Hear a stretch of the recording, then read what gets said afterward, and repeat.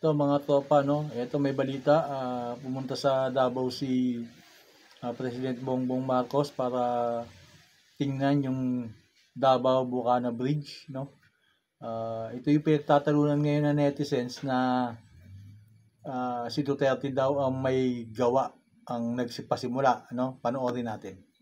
Kapuso, andito tayo ngayon sa Davao River Bridge o Bucana Bridge. Alas 10 ng umaga ngayong araw, December 4, dumating sa Davao City si President Bongbong Marcos Jr. Nagsagawa siya ng inspeksyon sa tulay. Kasama niya sina DPWH Secretary Vince Dizon, Special Assistant to the President Anton Lagdameo, Mindanao Development Authority Secretary Leo Magno, at Davao del Norte 2nd District Representative J.M. Lagdameo at iba pang opisyal. It's a 1.3 kilometer bridge. Kasama ito sa buong bypass na ginagawa around the Davao City. At ito ay sinasabi, ang estimate natin na ang biyahe na dati halos 2 oras ay mababawasan, magiging mga 25 minutes, 20 minutes na lang.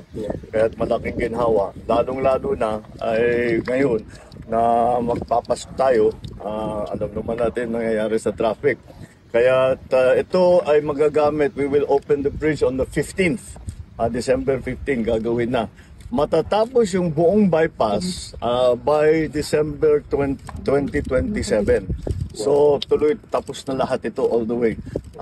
Natulungan naman tayo ng ating mga Chinese na contractor dahil ang ganda ng technology nila, kaya napakabilis at marunong talaga sila magpatayo ng magandang tulay, magandang infrastructure na mabilis at nasa tamang gastos, nasa tamang presyo.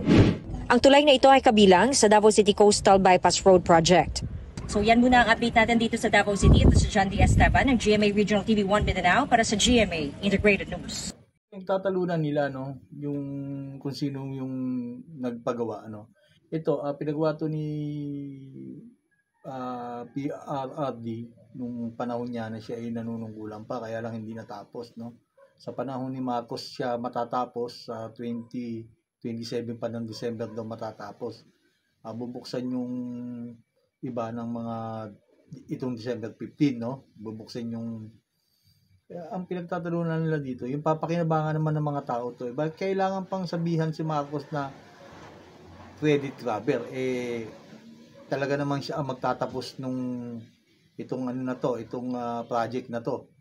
Pinagtulungan nila ni PRRD yan. Hindi naman natapos ni PRRD yan, kay Marcos siya natapos. Mabuti nga itinuloy, di ba? Sino ba makikinabang dyan? Pilipino pa rin, kaya hindi dapat pagtalunan. Diba? Kung sino man ang nagpagawa na, andun na rin naman si PRRD ang nagpasimula, ang nagtapos ay si President Marcos. Yun na yun, tanggapin nyo lang katotohanan. Yun lang.